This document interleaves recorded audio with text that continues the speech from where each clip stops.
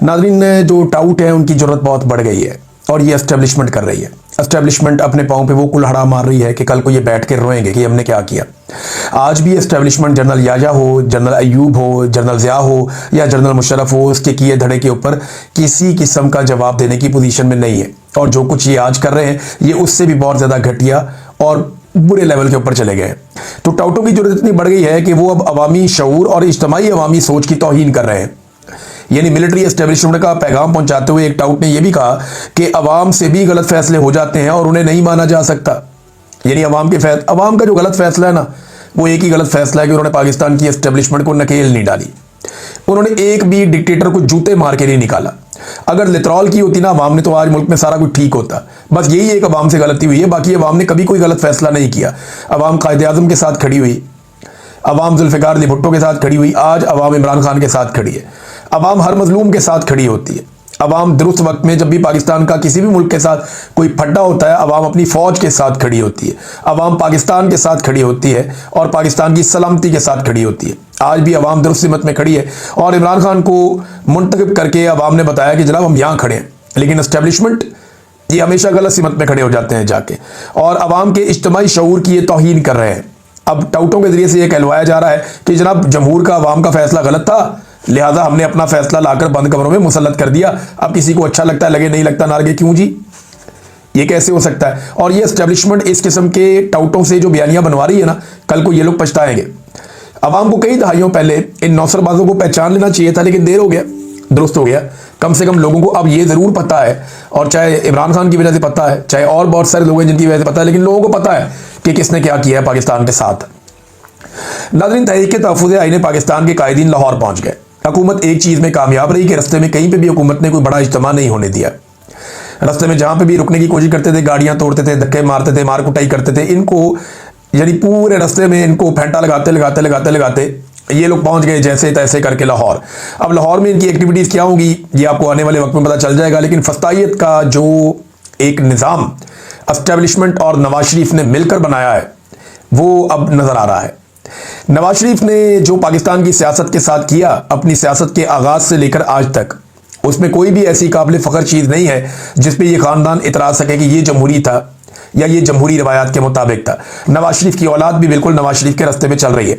हुकूमत को ये कामयाबी रही कि उन्होंने कोई भी पॉलिटिकल जो अपोनेंट्स हैं उनको मौका नहीं दिया पूरे रास्ते में कि वो इकट्ठे हो सके, मगर तहरीक तहफ़्फ़ुज़ आईन पाकिस्तान वाले ये कामयाब रहे इस मामले में कि उन्हें बहुत सारे ऐसे मनाजिर मिल गए जो अपोजिशन ढूंढती रहती है कि हमारे ऊपर जुल्म और जबर हो रहा है।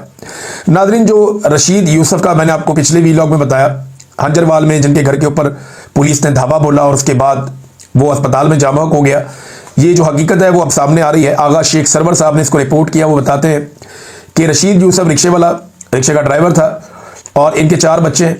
इनके घर में पुलिस आती है और इनके ऊपर बंदूकें तान लेती है, और इनकी जो छोटी बेटी है उसके सर पे बंदूक तानी, वो बड़ा दिल बर्दाश्ता हो गया। इसको घसीट कर ले गए, इसको थाने ले गए और वहाँ इसका इंतकाल हो गया। अब ये घर वाले बता रहे हैं कि इंतकाल जो है वो थाने में हुआ और फिर अस्पताल में मुंतकिल कर दिया गया बाद में कि जनाब ये अस्पताल जाके फौत हो गए। अब ये एक और आदमी का कत्ल हो गया सिर्फ इसलिए कि मरीम नवाज को पसंद नहीं है कि कोई इमरान खान के हक में आवाज़ उठाए या इमरान खान का झंडा उठाए। तो जो शख्स भी इमरान खान के करीबी होगा या जिस शख्स पे इस बात का अंदेशा होगा कि ये बाहर निकल कर पाकिस्तान तहरीक इंसाफ का नारा लगा सकता है, उसके घर पे धावा बोला जाएगा, बच्चों के सरों पे बंदूक रख दी जाएगी और वो शख्स फिर थाने में जाके फौत हो गया। ये जुल्म नहीं है तो और क्या है? देखिए, एक बात जो है ना वो बड़ी ठीक की वहाँ पे अचकज़ई साहब ने, उन्होंने कहा जी इस तरह इनकलाब नहीं आएगा, इनकलाब कभी भी रेडीमेड नहीं होता। इमरान खान के फॉलोअर्स और उसको चाहने वाले लाखों हैं जो उनको मिले हैं, लेकिन तंजीम की हालत यह है कि कहीं 20 बंदे इकट्ठे नहीं हो सकते, ऐसे इनकलाब नहीं आता। ये अचकज़ई साहब ने कहा और ये बिल्कुल ठीक उन्होंने आईना दिखाया। हमें ना पाकिस्तानियों को रेडीमेड किस्म का इनकलाब चाहिए कि हम सुबह उठें तो पता चले कि पाकिस्तान में इनकलाब आ गया।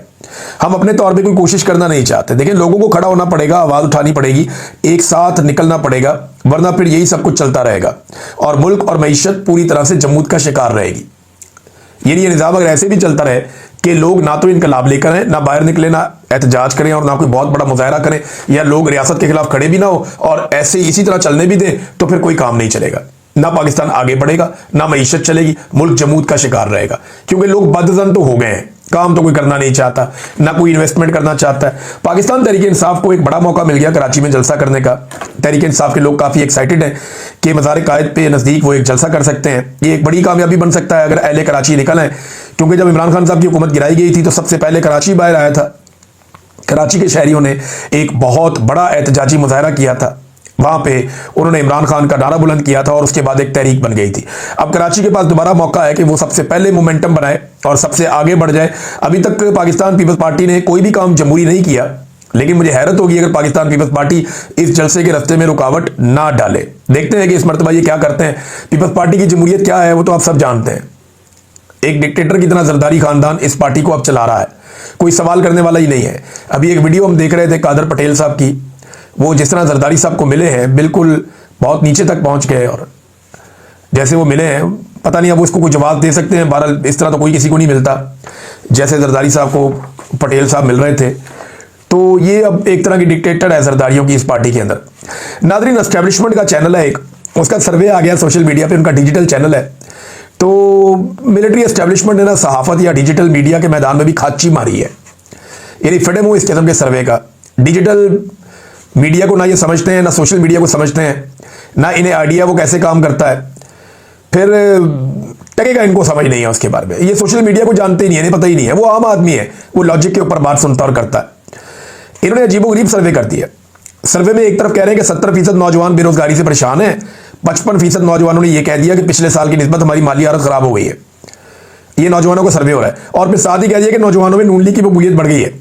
और भाई 70% कह रहे हैं कि बेड़ा गर्क कर दिया इन्होंने, 55% कह रहे हैं कि हमारी हालत ही बुरी कर दी इन्होंने, और उसके बाद कह रहे हैं जी नून लीग की मकबूलियत बढ़ गई, पीटीए की कम हो गई, और फौज के ऊपर नौजवानों का एतमाद बढ़ गया। फिटे वो जनाब ताड़े सर्वे का भी और आपके डिजिटल मीडिया की कार्रवाइयों का भी।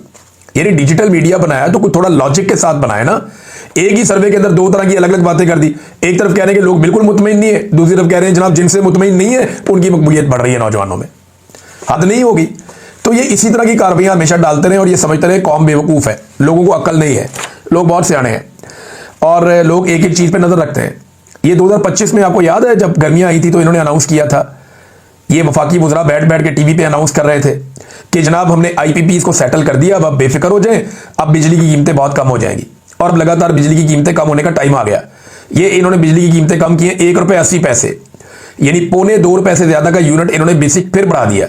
एक मरतबा फिर बिजली की कीमत में इजाफा कर दिया। तो IPPs को इन्होंने कहाँ काबू किया, कहाँ बिजली की कीमत कम हुई, बल्कि उसकी कीमत बढ़ गई है। वजह यह है कि ये पैसा इकट्ठा नहीं कर पा रहे, पाकिस्तान में सरमायाकारी नहीं आ रही, कोई पैसा लगाने के लिए तैयार नहीं है। अब ये घरेलू सार्फिन के ऊपर बोझ डाल रहे हैं, इंडस्ट्री बंद हो रही है, एक्सपोर्ट्स पाकिस्तान की लगातार कम हो रही हैं। तो जितना पाकिस्तान को माशी नुकसान हो रहा है उसके नतीजे में ये फायदा उठा रहे हैं। हुकूमत ये कर रही है कि जनाब ये चीज़ महंगी कर दो, वो चीज़ महंगी कर दो, ये भी चीज़ महंगी कर दो, इनसे से ज़्यादा पैसा ऐंठ के अपने कौमी खजाने में डाल दो और तरक्याती मनसूबे सारे बंद कर दो और पैसा जमा करो। वक्त आने पर हम इस्तेमाल करेंगे अवाम के खिलाफ और वक्त आने पर हम लोगों में पैसा बांट के वोट भी ले लेंगे। वोट इनको फिर नहीं मिलने। नाज़रीन, अब जरा इंटरनेशनल फ्रंट पे जाते हैं। डोनाल्ड ट्रंप को क्या झटका लगा वो मैं आपको थोड़ा बता देता हूं, लेकिन उससे पहले ईरान में इंटरनेट की टोटल बंदिश रिपोर्ट हो रही है कि मुकम्मल तौर पे वहां पे कोई शट डाउन है इंटरनेट का। ईरान से किसी भी किस्म की मुसद्दका इतलात या मुसद्दका खबरें नहीं आ रही। एक तरफ के लोग हैं जो प्रो ईरान है, वो ये कह रहे हैं कि ईरानी रिजीम को किसी किस्म का कोई खतरा नहीं है, छोटा मोटा एहतजाज है लोगों का, और वो उसे कह रहे हैं कि ये बैरूनी ताकतें करवा रही हैं, यानी ईरान के खिलाफ एक साजिश के तौर पे वो इसे देख रहे हैं। और वो ये कहते हैं कि ईरान के अंदर जो एक इस्लामी हुकूमत है उसे किसी किस्म का कोई खतरा नहीं है। दूसरी तरफ जो रिपोर्टिंग हो रही है वो ये है कि ईरान का जो रजीम है वो शदीद मुश्किलात का शिकार है और पहली मरतबा उनके खिलाफ बहुत बड़े पैमाने पर अवामी मुजाहरे शुरू हो गए हैं।